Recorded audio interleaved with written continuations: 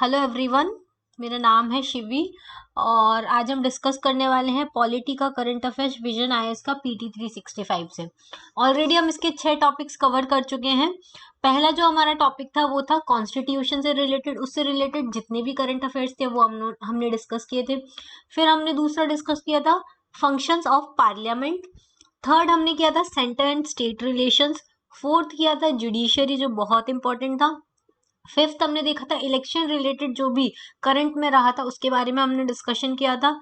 Sixth, इससे पहले जो हमने डिस्कस किया था वो लेजिस्लेशन बिल्स जो भी न्यूज में रहे, जो भी अमेंडमेंट हुए, चेंजेस हुए, उसके बारे में देखा था।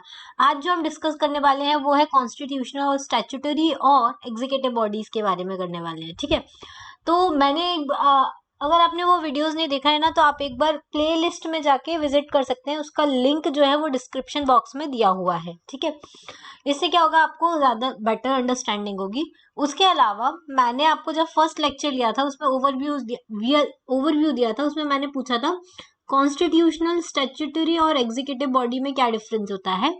कॉन्स्टिट्यूशनल बॉडी वो बॉडी होती हैं जिनका आर्टिकल कॉन्स्टिट्यूशन में मेंशन होता है। ठीक है, जैसे कि हमारी इलेक्शन कमीशन ऑफ इंडिया, इसका कौन सा आर्टिकल है वो आप मुझे कमेंट बॉक्स में बताइए। स्टैट्यूटरी बॉडी मतलब जो किसी लॉ के थ्रू बनी है, स्टैट्यूट मतलब लॉ के थ्रू बनी है, उनको हम स्टैट्यूटरी बॉडी बोलेंगे। जैसे कि सेंट्रल विजिलेंस कमीशन, सीआईसी, ये सारी जो है वो हमारी क्या है, स्टैट्यूटरी बॉडी है। एग्जीक्यूटिव बॉडी वो होती है जो एग्जीक्यूटिव रिजोल्यूशन से बनी है। किससे बनी है?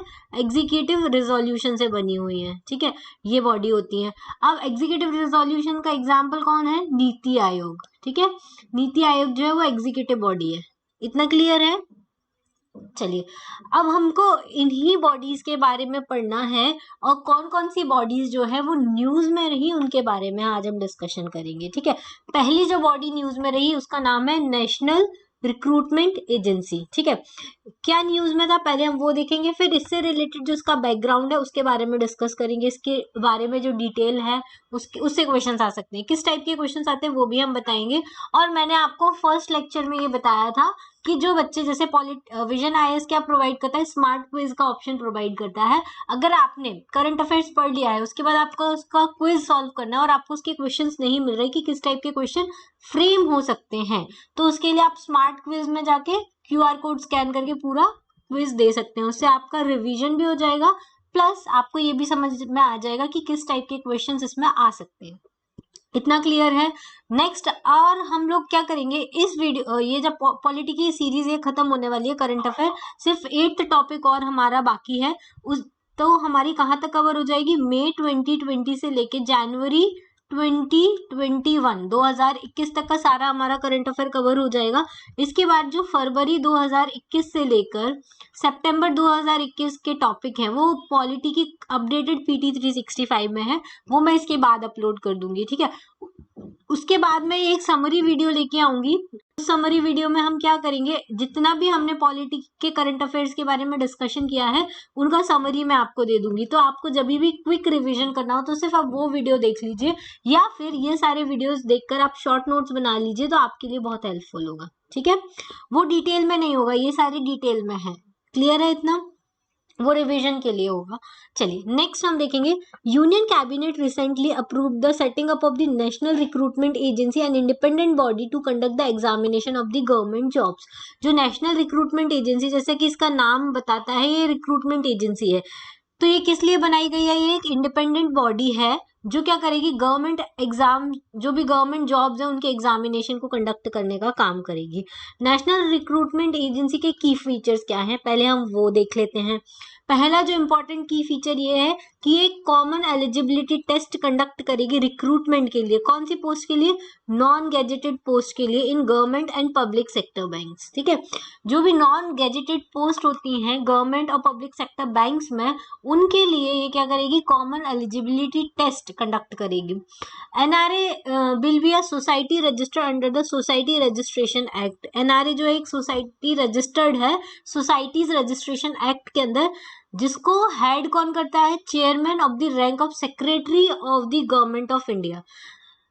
इस सोसाइटी रजिस्ट्रेशन एक्ट के थ्रू ये सोसाइटी बनाई गई है, इसको हेड करेगा ऐसा चेयरमैन जो किस रैंक का हो? Secretary of government of India की रैंक का हो, वो इसको चेयर करेगा। ठीक है, इसके अंदर किस किस का रिप्रेजेंटेटिव है, तो मिनिस्ट्री ऑफ रेलवेज का, मिनिस्ट्री ऑफ फाइनेंस का, स्टाफ सिलेक्शन कमीशन का, रेलवे रिक्रूटमेंट बोर्ड का and institute of banking personal selections का। मतलब 4 बॉडीज है। एक तो है इसमें मतलब कौन कौन से एग्जाम कंडक्ट किए जाएंगे, एक हो गया रेलवे, ठीक है, ये इसकी बॉडी होगी, SSC, RRB, railway recruitment board and IBPS, institute of banking personal selection, ठीक है, ये सारी बॉडीज के अंदर होंगी।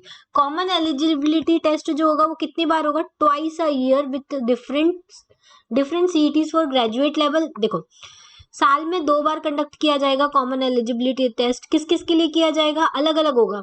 ग्रेजुएट लेवल के लिए अलग होगा, 12th पास लेवल के लिए अलग होगा और 10th पास लेवल के लिए अलग होगा, ठीक है। और ये हमको क्या फैसिलिटेट करेगा, जो भी रिक्रूटमेंट हो रहे हैं अलग अलग वैकेंसी के लिए एट वेरियस लेवल, उन सब के लिए एग्जाम कंडक्ट किया जाएगा। इनिशियली जो कॉमन एलिजिबिलिटी टेस्ट था वो कंडक्ट होता था 3 एजेंसीज के लिए। पहले सिर्फ जो कंडक्ट होता था वो आरआरबी, आईबीपीएस, एसएससी के लिए होता था, ठीक है। अब ये किसके लिए होने लग गया, अब ये किसके लिए होने गया, later it will be extended to all the future recruitments. पहले सिर्फ ये आरआरबी, आईबीपीएस, एसएससी के लिए होता था। अब इसमें सारे फ्यूचर में जो भी रिक्रूटमेंट्स निकलेंगे वो सब कॉमन एलिजिबिलिटी टेस्ट के अंदर आएंगे, ठीक है। इतना क्लियर है।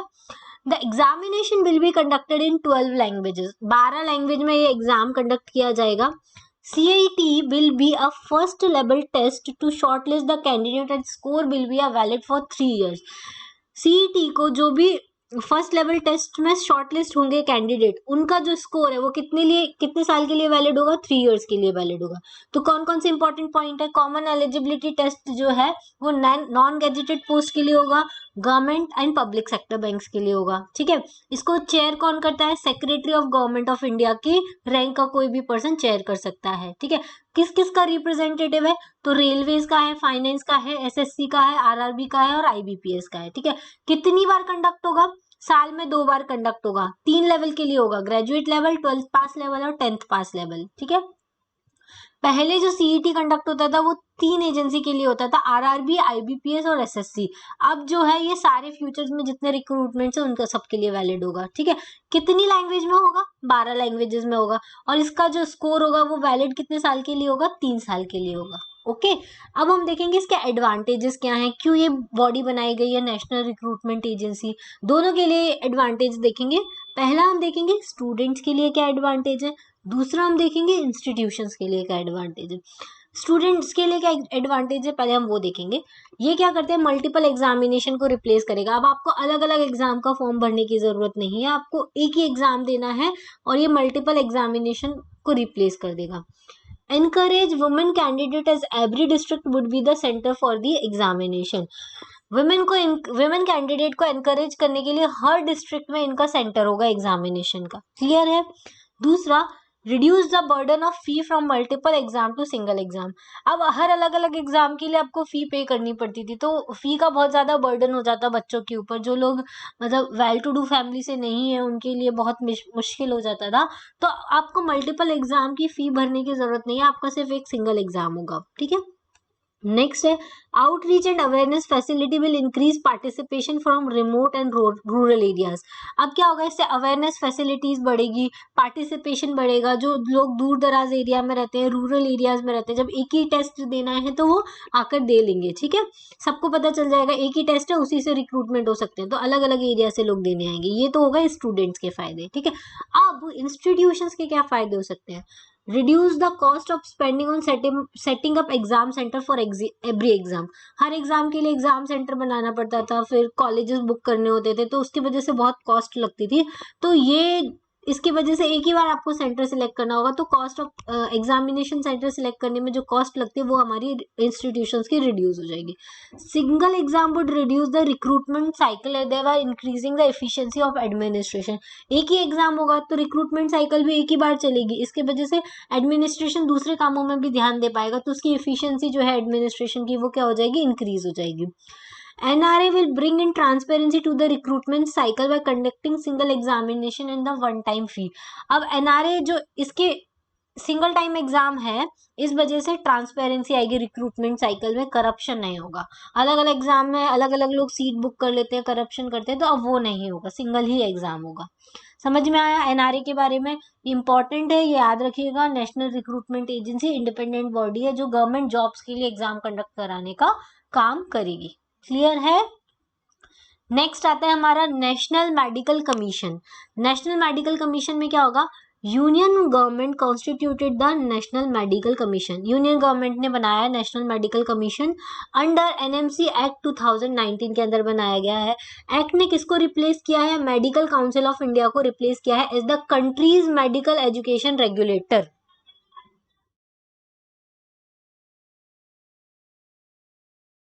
ठीक है,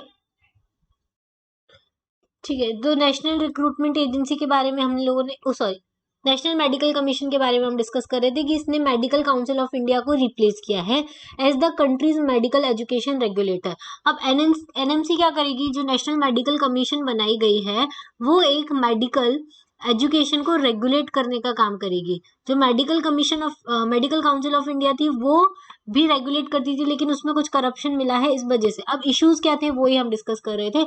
मेडिकल काउंसिल ऑफ इंडिया के साथ क्या पुअर रेगुलेशन था बहुत ज्यादा under graduate and post graduate courses में। ठीक है, अकाउंटेबिलिटी बिल्कुल बहुत कम थी और करप्शन बहुत ज्यादा हो रहे थे मेडिकल काउंसिल ऑफ इंडिया की वजह से। तो इस वजह से उसको रिप्लेस करके नेशनल मेडिकल कमीशन आया है। अब ये क्या क्या प्रोवाइड करेगा? पहले तो ये एक मेडिकल एजुकेशन सिस्टम बनाएगा। इसमें क्या होगा? Availability of the adequate and the high quality medical professionals. High quality के मेडिकल प्रोफेशनल्स हम लोगों को अवेलेबल होंगे। अडॉप्शन, नई नई मेडिकल रिसर्च को अडॉप्ट करेगा by medical professionals. Periodic assessment होगा मेडिकल इंस्टीट्यूशन का, और इफेक्टिव ग्रीवेंस रिड्रेसल मैकेनिज्म होगा। समझ में आया? हाई क्वालिटी के मेडिकल प्रोफेशनल्स मिलेंगे, जो भी नई नई मेडिकल रिसर्च हो रही है उसको अडॉप्ट किया जाएगा by the medical professionals. Periodically assessment होगा और एक ग्रीवेंस रिड्रेसल मैकेनिज्म होगा, जिससे जिसके जो भी ग्रीवेंसेस है उनको सॉल्व किया जा सके। अब एनएमसी में कौन कौन होगा? एनएमसी में 33 मेंबर्स होंगे, इंक्लूडिंग एक तो चेयरपर्सन होंगे और 10 एक्स ऑफिशियो मेंबर होंगे और 22 पार्ट टाइम मेंबर होंगे। समझ में आया? 10 एक्स ऑफिशियो मेंबर कौन कौन से होंगे? जो भी प्रेसिडेंट हैं किसके? Undergraduate postgraduate medical education boards के, general of health services, director general of health services and director general Indian council of medical research, ICMR के। ठीक है, ICMR काफी न्यूज में रहा था कोविड के बारे में। आप बताइए मुझे इसका सेंटर क्या है और ये क्या काम करती है और कब बनी थी? ठीक है, चलिए। मेडिकल एडवाइजरी काउंसिल बनाई जाएगी under the act. Central government will constitute a medical advisory council. इसका council will be the primary platform through which the state and union territory can put forth their views and the concern before the NMC. ये एक primary platform होगा जिसके through states और union territories जो हैं वो अपने व्यूज और कंसर्न को रख सकती है किसके सामने? नेशनल मेडिकल कमीशन के सामने। ठीक है, उसके अलावा ये जो काउंसिल है मेडिकल एडवाइजरी काउंसिल, वो क्या करेगी? एडवाइज करेगी एनएमसी को on the measure to determine and maintain minimum standard of the medical education। क्या एडवाइस करेगी कि कैसे हमको मिनिमम स्टैंडर्ड जो है मेडिकल एजुकेशन का वो मेंटेन करना है, इसके बारे में ये उसको एडवाइस करेगी। अब फंक्शंस क्या होंगे नेशनल मेडिकल काउंसिल के, सॉरी कमीशन के? ये पॉलिसी फ्रेम करेगी जो क्या करेगी? Regulating the medical institution and professional. ऐसे पॉलिसीज बनाएगी जिससे मेडिकल इंस्टीट्यूशन और प्रोफेशंस को क्या किया जा सके? रेगुलेट किया जा सके। असेस करेगी requirement of the health care related human resources and the infrastructure. अगर जहाँ पे भी हेल्थ केयर प्रोफेशनल्स की रिक्वायरमेंट होगी, ह्यूमन रिसोर्सेज की रिक्वायरमेंट होगी, इंफ्रास्ट्रक्चर की रिक्वायरमेंट होगी, तो वो उसको देगी। देखो कैसे ह्यूमन रिसोर्सेज, जैसे कि आपको पता है कोविड के टाइम पे बहुत सारे जैसे नर्सेज स्टाफ इन सब की जरूरत पड़ी थी, तो वो हेल्थ केयर रिलेटेड इश्यूज था, उसमें ह्यूमन रिसोर्स प्रोवाइड करना। इंफ्रास्ट्रक्चर जैसे बेड नहीं थे, ठीक है, आईसीयू बेड नहीं थे, तो ये सारे जो इंफ्रास्ट्रक्चर प्रोवाइड करना, बेड लगवाना, हॉस्पिटल कहीं पे भी जगह है वहाँ पे हॉस्पिटल बनवा देना, तो उसको बोलते हैं इंफ्रास्ट्रक्चर प्रोवाइड कराना मेडिकल ट्रीटमेंट के लिए। Ensuring the compliance by state medical council of the regulation made under the bill. ठीक है। फिर framing the guidelines for determination of fee for up to 50% of seats. ये क्या करता है, गाइडलाइंस फ्रेम करेगा फी डिटर्मिनेशन के लिए कि up to 50% seats in the private medical institution and deemed universities which are regulated under the bill. ऐसे guidelines frame करेगा कि determination of fee for up to मतलब 50% जो सीट्स है प्राइवेट मेडिकल इंस्टीट्यूशन की और डीम्ड यूनिवर्सिटीज की, उनको रेगुलेट करने का काम करेगा इस बिल के अंडर। ऑटोनॉमस बोर्ड, ठीक है, ऑटोनोमस बोर्ड्स बनाए गए हैं। The act setup autonomous board under the supervision of the NMC. NMC के अंदर ही ऑटोनोमस बोर्ड बनाए गए। हर ऑटोनोमस बोर्ड के अंदर कौन कौन होगा, एक प्रेसिडेंट होगा, 4 मेंबर्स होंगे जिनको कौन अपॉइंट करेगा, सेंट्रल गवर्नमेंट अपॉइंट करेगा। समझ में आया, ठीक है। चलिए नेक्स्ट, दीज बोर्ड्स, ये बोर्ड्स होंगे वो क्या है, एक तो undergraduate medical education board होंगे, एक post graduation medical education board होगा to set standards and regulate medical education and the undergraduate and the postgraduate level. Undergraduate medical board होगा, ठीक है, एक होगा पोस्ट ग्रेजुएट मेडिकल बोर्ड। इन दोनों का काम क्या होगा, स्टैंडर्ड सेट करना और मेडिकल एजुकेशन को रेगुलेट करना अंडर ग्रेजुएट लेवल पर और पोस्ट ग्रेजुएट लेवल पर, दोनों पर, ठीक है। Medical assessment and rating board to inspection and rating of the medical institution. ये रेटिंग बोर्ड जो होगा, medical assessment and rating board, ये रेटिंग करने का काम करेगा। Ethics and medical registration board, ये क्या करेगा, रेगुलेट करेगा या प्रमोट करेगा professional conduct and medical ethics. आपके अंदर मेडिकल एथिक्स होंगे, इसके लिए रेगुलेट करने का काम कौन करेगा, ethics and medical registration board, ठीक है। इसके अलावा ये मेंटेन करेगा national registers of licensed medical practitioners and community health providers. Community health providers और लाइसेंस मेडिकल प्रैक्टिशनर्स को क्या करेगा, मेंटेन करने का काम करेगा, एक रजिस्टर बनाएगा। फिर एंट्रेंस एग्जामिनेशन जो हमने बोला था ये कराएगा। There will be a uniform national eligibility cum entrance test. आपके छोटे भाई बहन ना, तो वो जैसे अगर मेडिकल एग्जाम की तैयारी कर रहे होंगे तो उसको आपको पता होगा कि नीट का एक एग्जाम होता है जिसकी तैयारी की करवाई जाती है। तो नीट का एग्जाम जो है वो यूनिफॉर्म पूरी इंडिया में होता है, ठीक है। ये जो होता है वो अंडर ग्रेजुएट लेवल पे एडमिशन लेने के लिए होता है and post graduate super speciality medical education in all medical institution regulated under the act, ठीक है। नीट एग्जाम परफॉर्म किया जाता है under graduate and post graduate level पे। NMC will specify the manner of conducting common counseling for admission in all such medical institution। जो national medical commission होगी वो क्या करेगी, काउंसलिंग कैसे होनी है उसको कंडक्ट कैसे कराना है, एडमिशन कैसे होने मेडिकल इंस्टीट्यूशन में, किस मैनर में होंगे, उसको स्पेसिफाई कौन करेगा, नेशनल मेडिकल काउंसिल करेगी, कमीशन करेगी, सॉरी। नेक्स्ट है national exit test. Next test होता है, act also mention that the national exit test which is to gain a license to practice after MBBS। MBBS हो गया आपका, ग्रेजुएशन कंप्लीट हो गया, उसके बाद आपको प्रैक्टिस करनी है, उसके लिए आपको लाइसेंस चाहिए रहेगा, ठीक है। तो ये जो नेक्स्ट एग्जाम है वो आपको क्या प्रोवाइड करेगा, लाइसेंस प्रोवाइड करेगा। और यही एग्जामिनेशन जो है वो एंट्रेंस एग्जामिनेशन की तरह वर्क करेगा, किसके लिए, पोस्ट ग्रेजुएट लेवल पे। देखो अंडर ग्रेजुएट लेवल के लिए तो होता है नीट एग्जाम, ठीक है, अंडर ग्रेजुएट के लिए होता है। पोस्ट ग्रेजुएट या फिर आपको प्रैक्टिस करने के लिए लाइसेंस चाहिए तो उसके लिए कौन सा एग्जाम होता है, नेक्स्ट एग्जाम होता है, लाइसेंस के लिए प्लस पोस्ट ग्रेजुएशन PG के लिए। क्लियर है इतना। चलिए लिमिटेड लाइसेंसिंग क्या होता है, under the act NMC will grant a limited license to the certain mid level practitioner connected with the modern medical professional to practice medicine. NMC जो है लिमिटेड लाइसेंस प्रोवाइड कर सकती है मिड लेवल प्रैक्टिशनर्स को, ठीक है।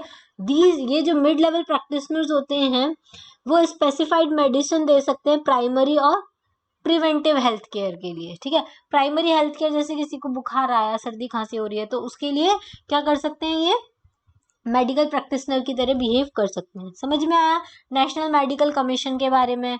ये medical council of India को रिप्लेस किया हुआ है। 2 एग्जाम होते हैं, इनके बारे में याद रखिएगा, नीट का एग्जाम और नेक्स्ट का एग्जाम। नीट एग्जाम होता है अंडर ग्रेजुएट लेवल के लिए, ग्रेजुएशन में एडमिशन के लिए।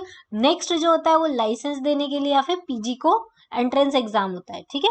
चलिए थर्ड वाला हम देखेंगे, national human right commission. National human right commission, इसमें रिसेंटली अमेंडमेंट हुए हैं, कौन से ईयर में, 2019 में इसमें अमेंडमेंट हुए। बना कब था, 1993 में बना था, ठीक है। दोनों हम डिस्कस करेंगे इसमें क्या चेंजेस हुए।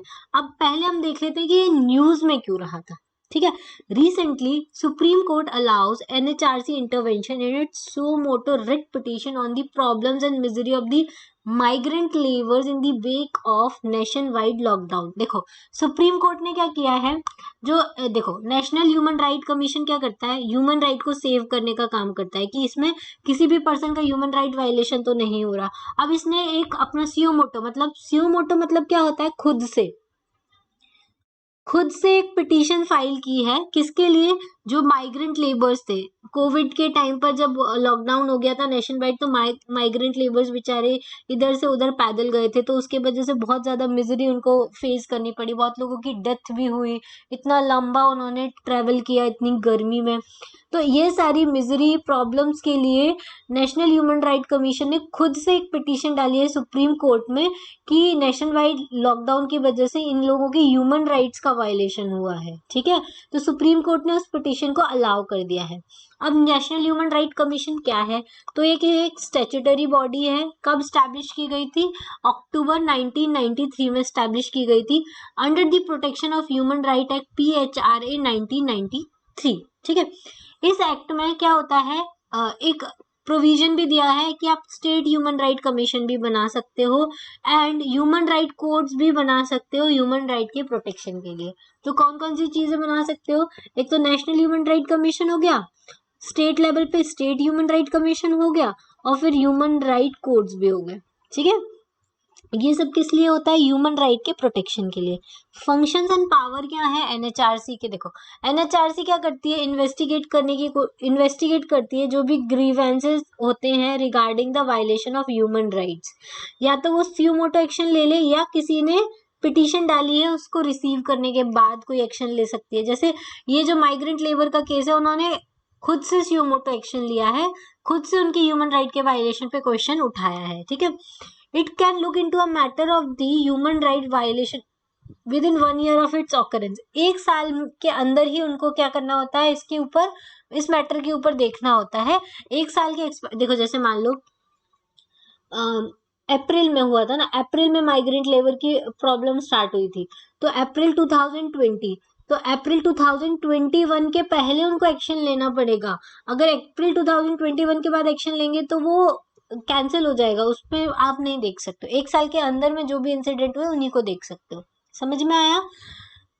Can interference in any judicial proceeding involving violation of human right. देखो कहीं कोई भी सुप्रीम कोर्ट की प्रोसीडिंग या कोई भी जुडिशियल प्रोसीडिंग में अगर ह्यूमन राइट का वायलेशन हो रहा है तो वहां पे भी इंटरफेयर कर सकते हैं, किसी भी जेल या किसी भी इंस्टीट्यूशन को विजिट कर सकते हैं। ठीक है, कैसे जेल में भले ही कैदी रहते हैं, लेकिन अगर उनका ह्यूमन राइट का वायलेशन होता है तो ये वहां पे भी क्वेश्चन उठा सकते हैं और उनको रिकमेंड कर सकते हैं कि कैसे आपको कैदियों को रखना है। ठीक है, और सेफ गार्ड्स को रिव्यू कर सकते हैं, अंडर दी जो भी कॉन्स्टिट्यूशन के अंडर में सेफ गार्ड दिए हैं उनको रिव्यू करने का काम कर सकते हैं। ठीक है, can recommended payment of compensation और the damage but has no power to punish the violator. ये रिकमेंड कर सकते हैं कंपनसेशन के लिए या डैमेज के लिए, बट इनके पास ऐसा कोई पावर नहीं है कि ये जो भी वायलेट कर रहा है ह्यूमन राइट्स को वायलेशन कर रहा है, उन वायलेटर को कोई पनिशमेंट दे दे। ठीक है, not to award any relief including monetary relief to the victim, और ना ही कोई मॉनिटरी रिलीफ दे सकते हैं विक्टिम को। Can undertake and promote research in the field of human rights. ये क्या कर सकते हैं, रिसर्च को प्रमोट कर सकते हैं ह्यूमन राइट के अंदर, ह्यूमन राइट की फील्ड में। Has the power of a civil court and can grant interim relief. ये इनके पास सिविल कोर्ट का पावर है और ये इंटरिम रिलीफ भी प्रोवाइड कर सकते हैं। ये अपनी एनुअल रिपोर्ट किसको सबमिट करते हैं, प्रेसिडेंट को सबमिट करते हैं, प्रेसिडेंट ऑफ इंडिया को सबमिट करते हैं। और वो प्रेसिडेंट ऑफ इंडिया किसको सबमिट करते हैं, दोनों हाउसेज में जाती है पार्लियामेंट की, लोकसभा एंड राज्यसभा में। समझ में आया। नेशनल ह्यूमन राइट कमीशन क्या करते हैं, ह्यूमन राइट्स के वायलेशन के बारे में देखते हैं। National human right commission act में क्या है, एनएचआरसी का फॉर्मेशन बताया, स्टेट ह्यूमन राइट का बताया है, और ह्यूमन राइट कोड का बताया है। ये किसी भी जुडिशियल प्रोसीडिंग में इंटरफेयर कर सकते हैं, किसी भी जेल को विजिट कर सकते हैं, सेफ गार्ड को रिव्यू कर सकते हैं, ये रिकमेंड कर सकते हैं कंपेंसेशन, लेकिन इनके अंदर कोई पावर नहीं है कि ये वायलेटर को पनिश कर सके या मॉनिटरी रिलीफ दे सके विक्टिम को। ठीक है, प्रमोट कर सकते हैं research in the field of human rights. इनके पास सिविल कोर्ट की पावर है और एनुअल रिपोर्ट सबमिट करते हैं किसको, प्रेसिडेंट ऑफ इंडिया को, जो हर हाउस को दी जाती है, पार्लियामेंट में प्रेजेंट की जाती है। ठीक है। रिसेंटली पार्लियामेंट ने पास किया था protection of human right amendment act 2019 में protection of human right amendment act पास किया गया था, जो क्या करता है, ट्रांसपेरेंसी लेके आए सिलेक्शन प्रोसेस में। किसके सिलेक्शन प्रोसेस में? जो चेयरपर्सन है और मेंबर्स हैं नेशनल ह्यूमन राइट कमीशन के, उनके सिलेक्शन प्रोसेस में ट्रांसपेरेंसी लेकर आया है। ठीक है, इतना क्लियर है। अब देखो कंपोजिशन, हम चार चीजें देखने वाले हैं कि कंपोजिशन में क्या चेंज हुआ है। चेयरपर्सन के जो स्टेट, देखो इसके एनएचआरसी के, फिर स्टेट ह्यूमन राइट कमीशन, इसके चेयरपर्सन में चेंज हुआ है, इसके कंपोजिशन में चेंज हुआ है, ऑफिस का टर्म चेंज हुआ है, यूनियन टेरिटरीज के लिए भी कुछ चेंजेस हुए हैं, तो इसके बारे में हम देखेंगे। तो देखो 1993 में कंपोजिशन में क्या था, chairperson of the NHRC is a person who has been a chief justice of the supreme court. Supreme court का चीफ जस्टिस होना चाहिए, तभी वो क्या बन सकता है, नेशनल ह्यूमन राइट कमीशन का चेयरपर्सन बन सकता है। यहाँ पे it provides 2 person having knowledge of human rights to be appointed as the member of NHRC. कोई भी 2 पर्सन जिसको ह्यूमन राइट्स का नॉलेज हो, उसको हम मेंबर्स बना सकते हैं, किसका, नेशनल ह्यूमन राइट कमीशन का। Under the act chairperson of the various commission such as the national, अच्छा ये सारे एक्स ऑफिशियो मेंबर होंगे कौन कौन, national commission of schedule caste मतलब एनसीएससी, ठीक है, एनसीएसटी, और कौन है, नेशनल कमीशन फॉर वुमेन, और are the members of the NHRC. ये सारे एक्स ऑफिशियो मेंबर होंगे, एनसीएससी के मेंबर, एनसीएसटी के member, national commission of women, ये सारे मेंबर्स होंगे एनएचआरसी के। अब चेंज क्या किया गया है वो देखते हैं। Amended this to provide the person who has been chief justice of supreme court और अ जज of the supreme court will be the chairperson of NHRC. पहले सब चीफ जस्टिस जो होते हैं सुप्रीम कोर्ट के, वो ही चेयरपर्सन बन सकते थे। अब चीफ जस्टिस और जज जो हैं वो सुप्रीम कोर्ट के क्या बन सकते हैं, चेयरपर्सन बन सकते हैं। इट अमेंड्स, इसने पहले बोला था कि 2 ही पर्सन हो सकते हैं, लेकिन इसको अमेंड करके अब 3 मेंबर्स जिनको नॉलेज हो ह्यूमन राइट्स के बारे में, उसको हम क्या कर सकते हैं, मेंबर्स बना सकते हैं। लेकिन ये 3 मेंबर्स में से 1 जो है वो वुमेन होना चाहिए, कंपलसरी कर दिया है इसको, वुमेन होना चाहिए। ठीक है, इसके अलावा पहले हमने देखा था एनसीएससी, एनसीएसटी और एनसीडब्ल्यू के मेंबर्स जो होते हैं वो इसके एक्स ऑफिशियो मेंबर्स हो सकते थे।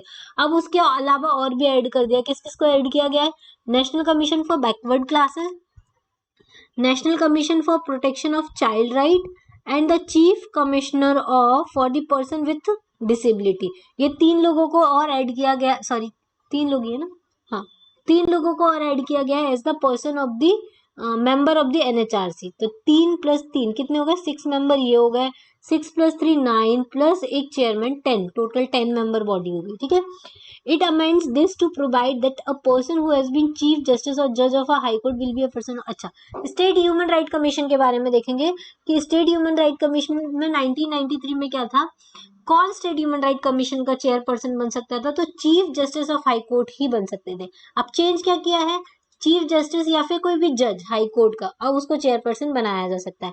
टर्म जो है ऑफिस का वो चेंज कर लिया गया। पहले एक्ट बोलता था कि chairperson of member of NHRC और एसएचआरसी ऑफिस कितने साल के लिए होल्ड कर सकते हैं, 5 साल के लिए कर सकते हैं, till the age of 70 years.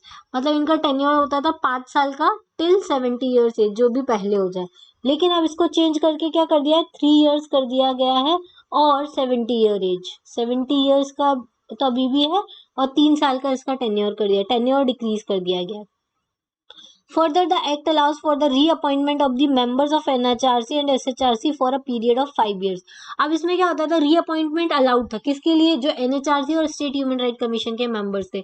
अब ये 5 साल के लिए, लेकिन ये जो 5 साल की अपॉइंटमेंट की लिमिट थी इसको भी हटा दिया गया। ठीक है, it removes the 5 year limit for the reappointment. Reappointment के लिए 5 साल की जो लिमिट थी उसको भी रिमूव कर दिया गया है। यूनियन टेरिटरी के लिए नया एक प्रोविजन आया है। It provides that the central government may confer on a state human rights commission's functions being discharged by a union territories.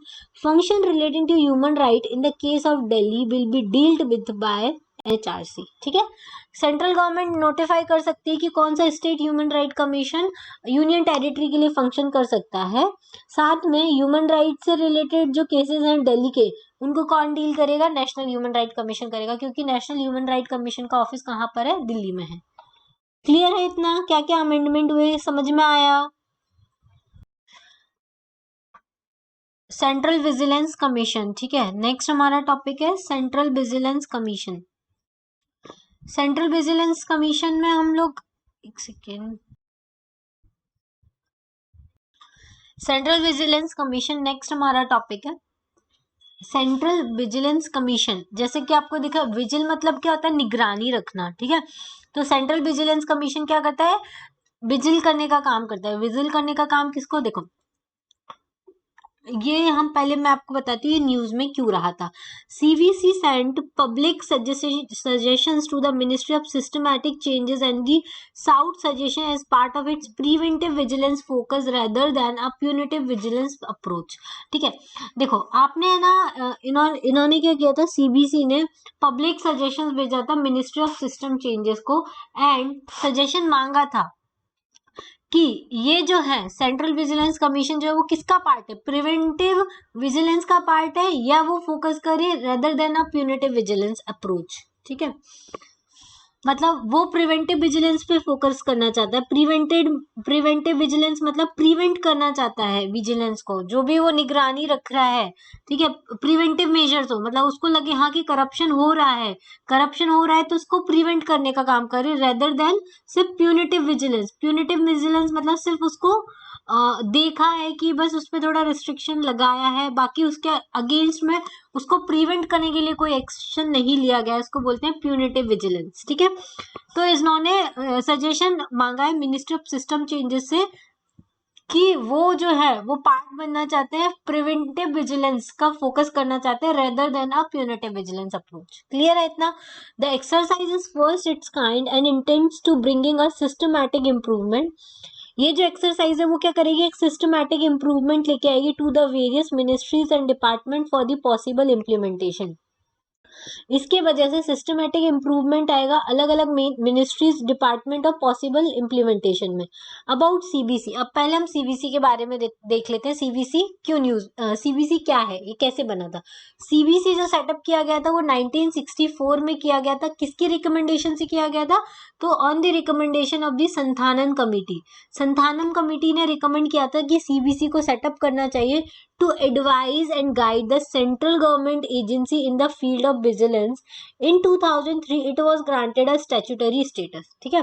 तो क्वेश्चन कैसे पूछा जाता है कि सीबीसी का फॉर्म हुआ था 1964 में, फॉर्म हुआ था किसकी रिकमेंडेशन से, संथानन कमेटी की रिकमेंडेशन से फॉर्म हुआ था, ठीक है। ये एक स्टैट्यूटरी बॉडी है कि कॉन्स्टिट्यूशनल बॉडी है, ऐसा क्वेश्चन आता है, ठीक है। तो ये क्या है, स्टैट्यूटरी बॉडी है, ठीक है। स्टैट्यूटरी बॉडी ये कब बनी है, 1964 में ही बन गई थी क्या, नहीं, ये 2003 में बनी है स्टैट्यूटरी बॉडी, ठीक है।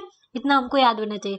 अब एक और आपको ऑप्शन दे दिया जाएगा कि सीबीसी एक मल्टी मेंबर बॉडी है या फिर सिंगल मेंबर बॉडी है। तो सीबीसी क्या है, मल्टी मेंबर बॉडी है, जिसमें अंदर एक सेंट्रल विजिलेंस कमिश्नर होता है, not more than 2 vigilance commissioner होते हैं, मतलब या तो एक विजिलेंस कमिश्नर होगा या 2 होंगे, 2 से ज्यादा नहीं हो सकते। तो मतलब ये टोटल कितनी मेंबर बॉडी हो सकती है, 3 मेंबर बॉडी है। समझ में आया?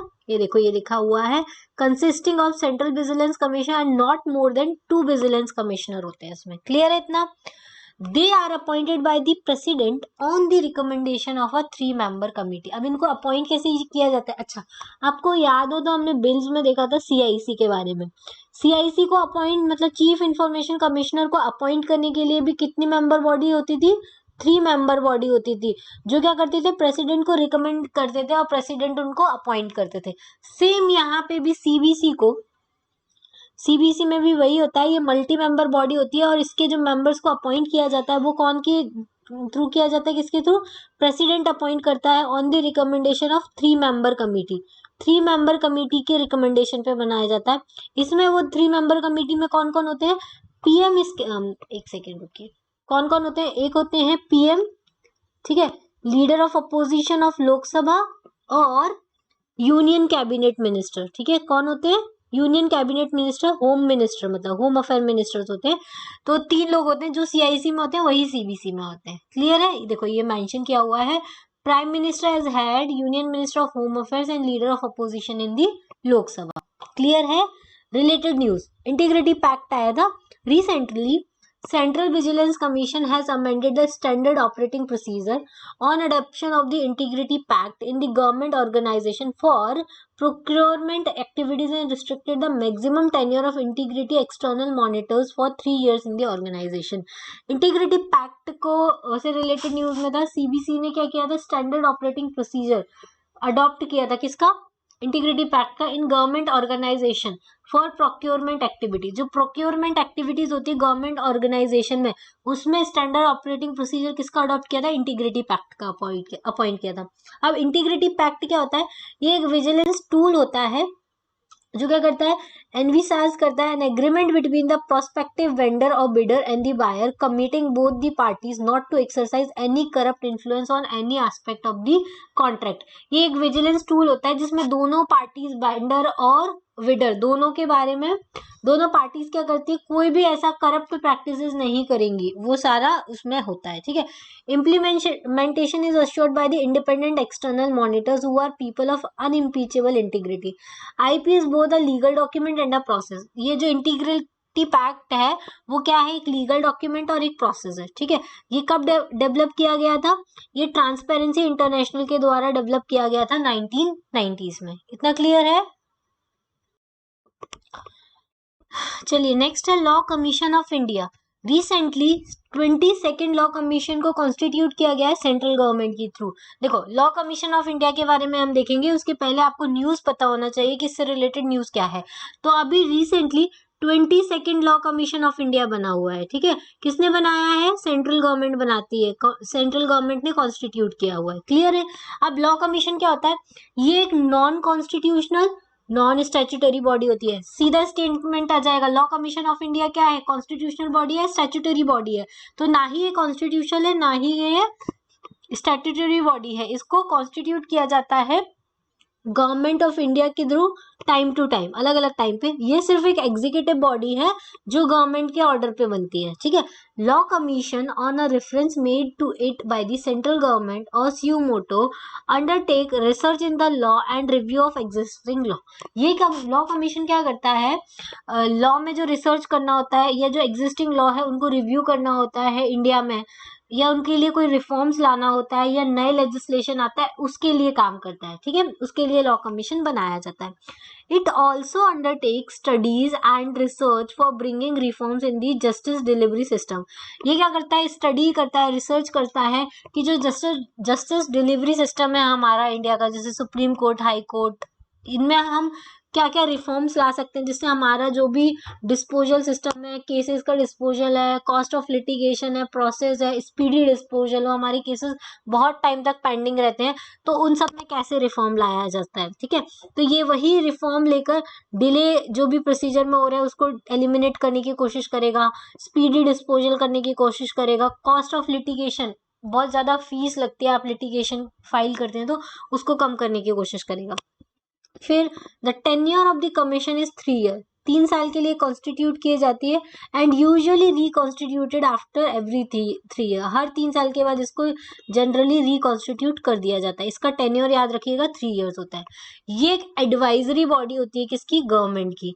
And recommendations are not binding upon the government, मतलब ये रिकमेंड करती है, एडवाइस करती है, लेकिन गवर्नमेंट उनको माने या नहीं माने वो बाइंडिंग नहीं है, ठीक है। वो चाहे तो मान सकती है, चाहे तो नहीं मान सकती है।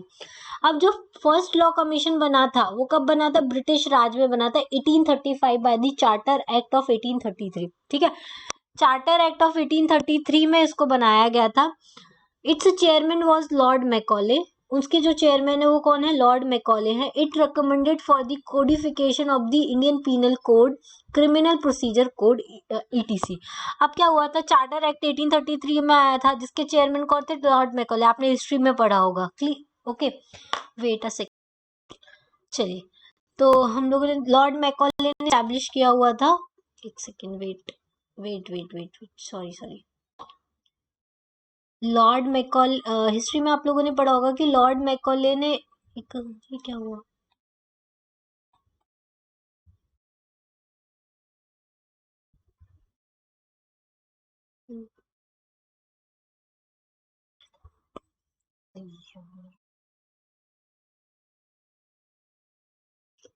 ठीक है, तो law commission of India history में हमने पढ़ा है कि 1833 का चार्टर एक्ट आया था, तब ब्रिटिश राज में 1834 में फर्स्ट लॉ कमीशन बनाया गया था। ठीक है, और उसने क्या रिकमेंडेशन दिया था? For the codification of Indian penal code and the criminal procedure code, ये दो कोडिफिकेशन का रिकमेंडेशन दिया था।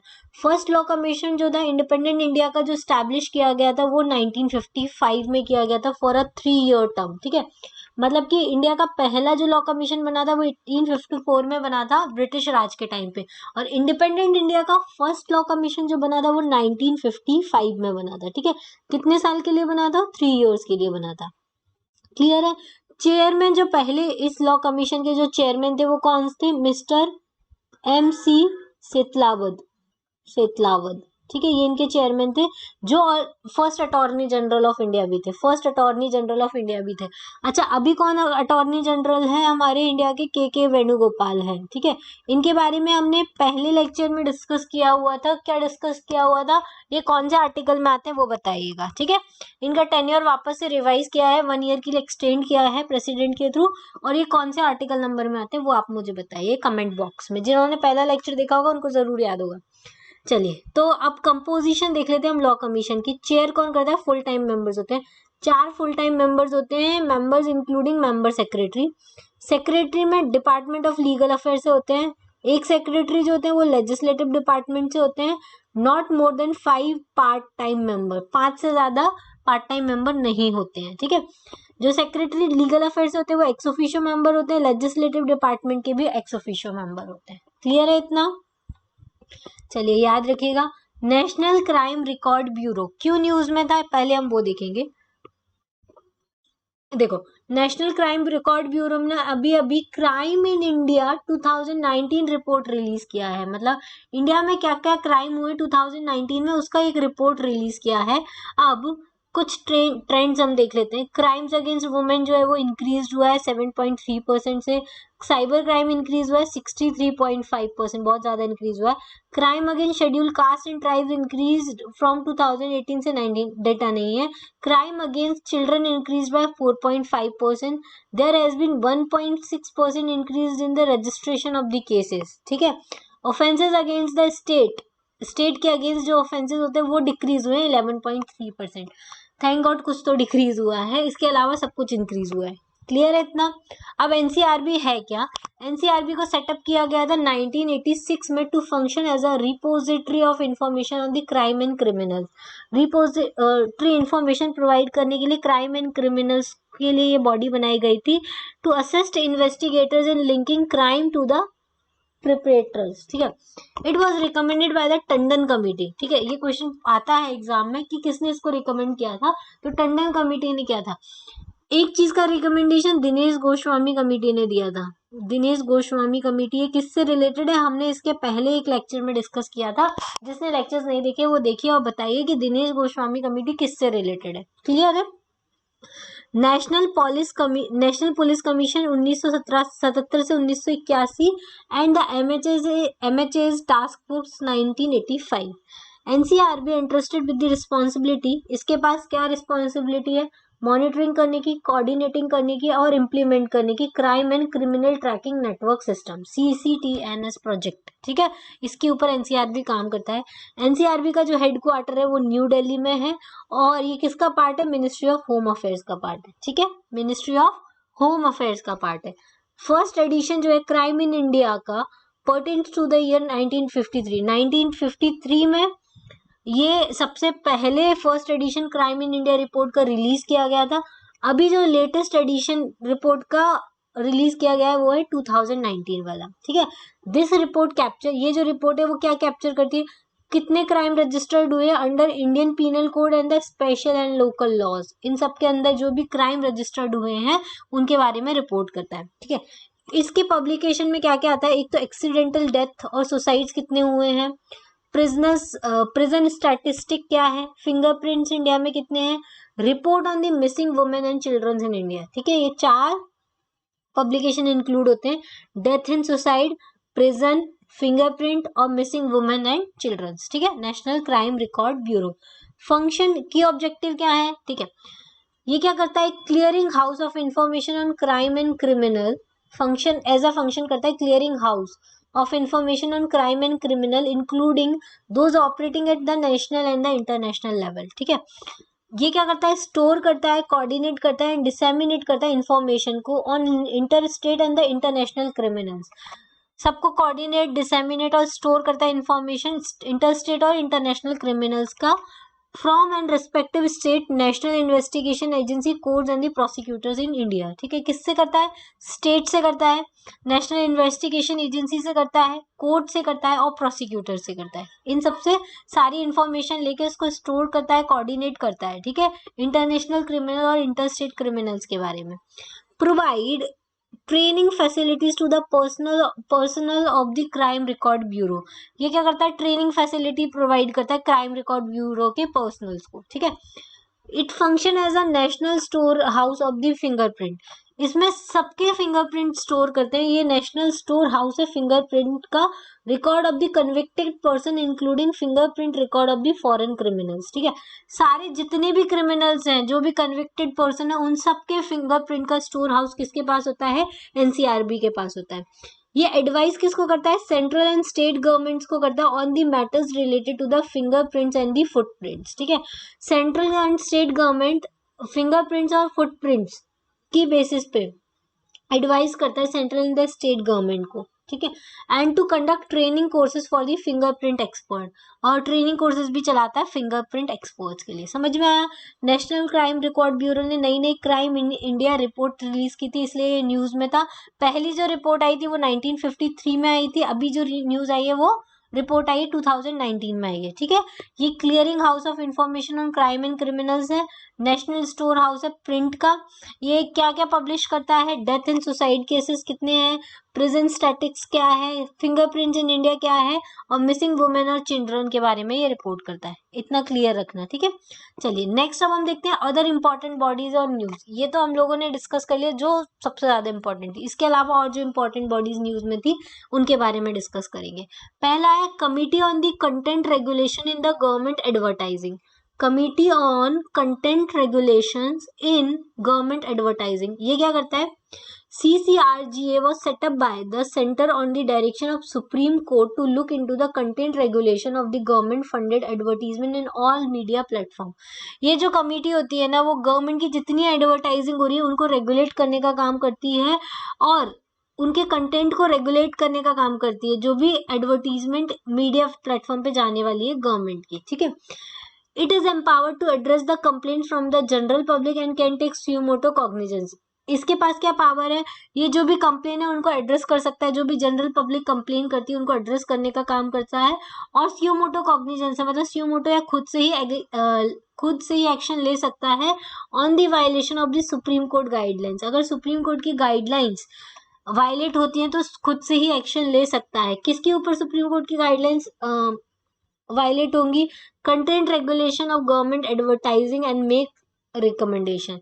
जो भी गवर्नमेंट की एडवर्टाइजिंग हो रही है, अगर उसमें कुछ रेगुलेशन नहीं हुआ है तो ये स्यूमोटो एक्शन ले सकता है और गवर्नमेंट को ये क्या कर सकता है, रिकमेंड कर सकता है। ठीक है, Recently, it said that state not setting up similar committees for the content regulation as mandated by the Supreme Court can be contempt of the Supreme Court's order। ठीक है, हमने एक पढ़ा था जुडिशियरी में 4th लेक्चर में contempt of court के बारे में। कंटेम्प्ट ऑफ कोर्ट में हमने देखा था 2 टाइप के होते हैं, एक सिविल कंटेम्प्ट होता है, एक क्रिमिनल कंटेम्प्ट होता है। सिविल कंटेम्प्ट जिसमें हम ऑर्डर को डिसओबे कर देते हैं सुप्रीम कोर्ट को, तो वो यही बात कर रहा है। ये न्यूज में इसलिए था क्योंकि इसने अभी अभी ये बोला कि स्टेट्स ने सिमिलर कमेटी सेटअप नहीं की है जो कंटेंट रेगुलेशन का काम करेगी, जबकि ये सुप्रीम कोर्ट ने मैंडेटरी बोला था। मतलब ये क्या है, सुप्रीम कोर्ट के ऑर्डर को डिसओबे किया गया है, तो ये कंटेम्प्ट ऑफ कोर्ट के केस में आएगा। समझ में आया।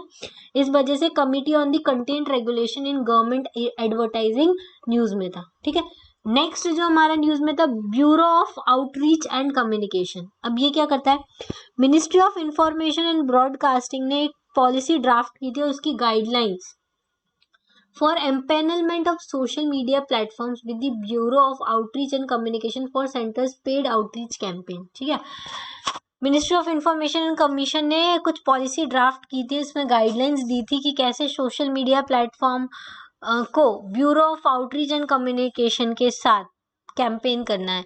ये सेटअप की गई थी 2017 में bye integration of the erstwhile direction of advertising and the visual publicity, directorate of field publicity and song and drama division, ये सारे इसके अंडर में आते हैं।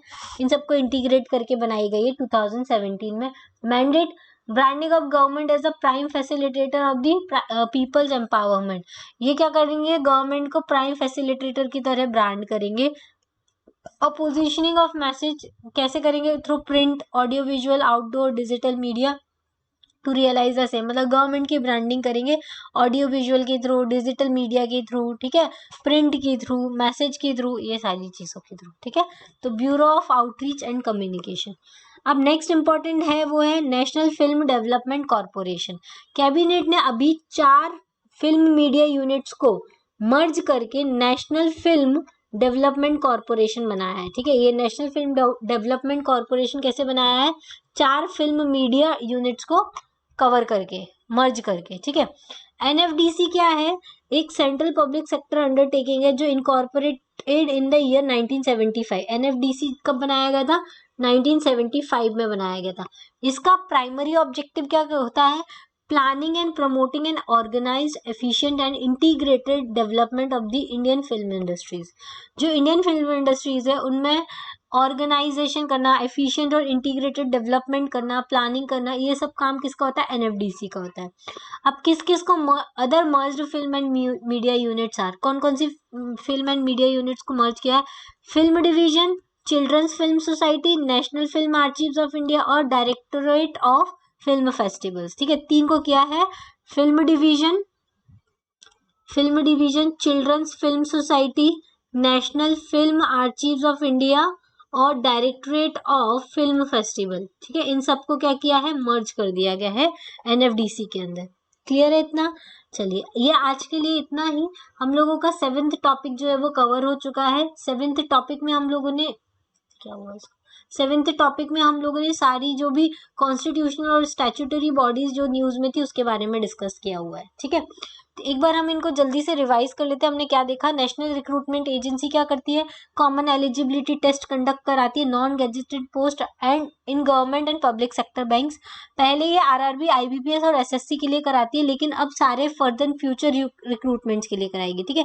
12 लैंग्वेज में कंडक्ट कराती है, साल में 2 बार इसका एग्जाम होगा और इसका जो स्कोर होगा वो कितने साल के लिए वैलिड होगा, 3 साल के लिए वैलिड होगा। स्टूडेंट्स के लिए क्या अच्छा है कि यहाँ पे मल्टीपल एग्जाम्स उनको नहीं देने पड़ेंगे, मल्टीपल फीस इनको नहीं पे करनी पड़ेगी और इसका पेनिट्रेशन बढ़ेगा। इंस्टीट्यूशन के लिए क्या है, कॉस्ट कम हो जाएगी एग्जाम सेंटर्स अलॉट करने के लिए, सिंगल एग्जाम है तो एडमिनिस्ट्रेशन पे ज्यादा ध्यान दे पाएंगे तो एफिशिएंसी बढ़ेगी और ट्रांसपेरेंसी आएगी रिक्रूटमेंट साइकिल में। नेशनल मेडिकल कमीशन में हमने देखा इसने मेडिकल काउंसिल ऑफ इंडिया को रिप्लेस किया है। मेडिकल काउंसिल ऑफ इंडिया में करप्शन ज्यादा था, लैक ऑफ अकाउंटेबिलिटी थी, ठीक है। इस वजह से उसको हटा के नेशनल मेडिकल कमीशन बनाया गया है। इसमें कौन कौन होते हैं, एक चेयरपर्सन होता है, 10 एक्स ऑफिशियो मेंबर होते हैं, 22 पार्ट टाइम मेंबर्स होते हैं, ठीक है। एक मेडिकल एडवाइजरी काउंसिल भी है जो क्या करेगी, एनएमसी को एडवाइज करेगी। फंक्शंस क्या है, मेडिकल इंस्टीट्यूशन है, प्रोफेशन को रेगुलेट करना, हेल्थ केयर के लिए फैसिलिटीज प्रोवाइड करना, कंप्लायंस देना स्टेट मेडिकल काउंसिल को, ये सारे इसके काम है, ठीक है। एंट्रेंस एग्जाम प्रोवाइड कराती है। 2 एंट्रेंस एग्जाम होते हैं, एक होता है नीट और एक होता है नेक्स्ट। नीट जो होता है नेशनल एलिजिबिलिटी का मेंटर्स टेस्ट है, ये अंडर ग्रेजुएट लेवल पे एडमिशन के लिए होता है। ये पीजी पोस्ट ग्रेजुएशन में एंट्रेंस के लिए होता है, प्लस लाइसेंस प्रोवाइड करने के लिए, ठीक है। अगर किसी को प्रैक्टिस करनी है तो उसका लाइसेंस प्रोवाइड करने के लिए नेक्स्ट एग्जाम होता है। क्लियर है? फिर है नेशनल ह्यूमन राइट कमीशन के बारे में हमने देखा, माइग्रेंट लेबर के वायलेशन, ह्यूमन राइट वायलेशन के लिए इसने सुप्रीम मोटो एक्शन लिया है। ये कब बना था, 1993 में बना था, 2019 में इसका अमेंडमेंट हुआ है, ठीक है। ये क्या क्या कर सकता है, किसी भी जुडिशियल प्रोसीडिंग में इंटरफेयर कर सकता है, किसी भी जेल को विजिट कर सकता है, रिव्यू कर सकता है सेफगार्ड जो कॉन्स्टिट्यूशन में प्रोवाइडेड है, रिकमेंड कर सकता है कंपनसेशन, लेकिन पनिश नहीं कर सकता वायलेटर को, और ये प्रमोट कर सकता है रिसर्च को। Has the power of civil code, civil code की पावर इसके पास है। क्लियर है इतना? चलिए, ऑर्गेनाइजिंग ओरिजिनल एक्ट ऑफ 1993। अब अमेंडमेंट एक्ट, अब देखो क्या अमेंडमेंट हुआ है। पहले सिर्फ जो chief justice of supreme court थे वो ही चेयरपर्सन बन सकते थे, ठीक है। अब कौन बन सकता है, चीफ जस्टिस प्लस जज दोनों बन सकते हैं। पहले कितने मेंबर्स होते थे, 2 मेंबर्स होते थे। अब कितने मेंबर्स होते हैं, 3 होते हैं, लेकिन उसमें से एक जो होती है वो वुमेन कंपलसरी कर दिया है। इसमें एक्स ऑफिशियो पहले कौन होते थे, एनसीएससी, एनसीएसटी और एनसी वुमेन, मतलब नेशनल कमीशन फॉर वुमेन। अब कौन कौन हो गया है, national commission for backward class, national commission for protection of child right और पर्सन विद डिसेबिलिटी, इन सब के मेंबर। तो ये 6 ये हो गए, 3 + 6 + 3 9 + 1 10। अब same state human right commission में भी चेंज आया कि पहले जो सिर्फ है जज जो होते थे हाई कोर्ट के चीफ जस्टिस, वो ही सिर्फ क्या बन सकते थे, चेयरमैन। अब कौन कौन बन सकता है, चीफ जस्टिस प्लस जज दोनों ही चेयरपर्सन बन सकते हैं। टेन्योर कितना कर दिया है, पहले 3 साल था, पहले 5 साल था, अब 3 साल और 70 साल, 70 ईयर्स एज होनी चाहिए, ठीक है। Remove the 5 year limit, reappointment की लिमिट को हटा दिया है, 5 साल से ज्यादा बार वो क्या कर सकते हैं, रीअपॉइंट किए जा सकते हैं। और दिल्ली के लिए नेशनल ह्यूमन राइट कमीशन को अलॉट किया गया है as a function to relating the human rights, ठीक है। सेंट्रल विजिलेंस कमीशन में हमने देखा है कि ये प्रिवेंटिव विजिलेंस पे फोकस करना चाहती है rather than a punitive vigilance. CBC को कब सेटअप किया गया था, 1964 में संथानन कमेटी की रिकमेंडेशन पे किया गया था। 2003 में इसको स्टैट्यूटरी स्टेटस दिया गया था। इसमें एक चेयरपर्सन और 2 विजिलेंस कमिश्नर होते हैं, ठीक है। अपॉइंट कौन करता है, प्रेसिडेंट अपॉइंट करते हैं, किसकी रिकमेंडेशन से, पीएम, होम मिनिस्टर और leader of opposition of Lok Sabha की रिकमेंडेशन से करते हैं, ठीक है। लॉ कमीशन ऑफ इंडिया में हमने देखा था, लॉ कमीशन जो है वो क्या है, नॉन कॉन्स्टिट्यूशनल बॉडी है, नॉन स्टैट्यूटरी बॉडी है, एग्जीक्यूटिव बॉडी है ये, ठीक है। हर 3 साल में अपॉइंट की जाती है इसको, ठीक है। कौन कॉन्स्टिट्यूट करता है, सेंट्रल गवर्नमेंट करते हैं।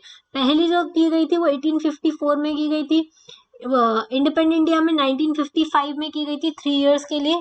और एमसी सेतलाबद जो है वो कौन है, इसके फर्स्ट अटॉर्नी जनरल ऑफ, जो first attorney general of India थे वो ही फर्स्ट चेयरपर्सन थे लॉ कमीशन ऑफ इंडिया के।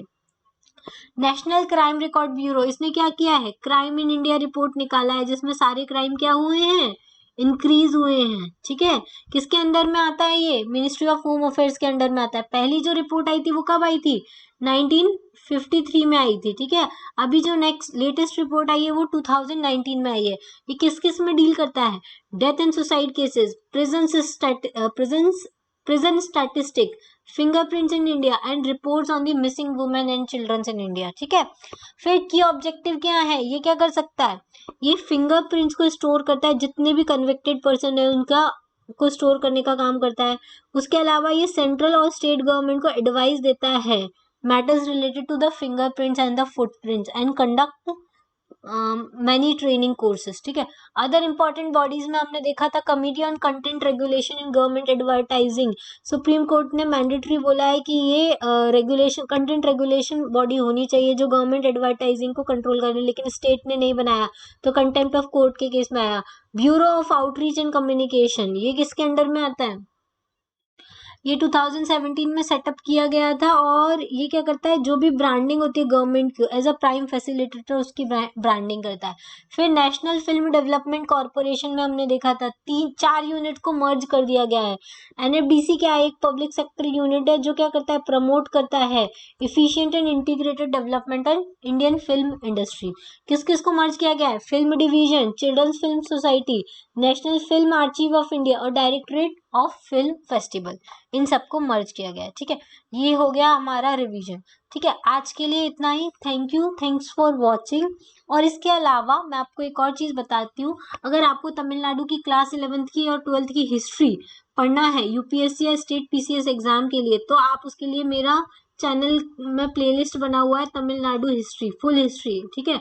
तो वो रिवाइज कर सकते हैं वहां से जाके, ठीक है। चैनल का नाम है शिवी सिंघल,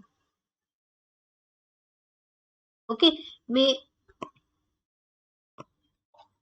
चलिए, thank you, thanks for watching, keep study, good luck, bye bye bye.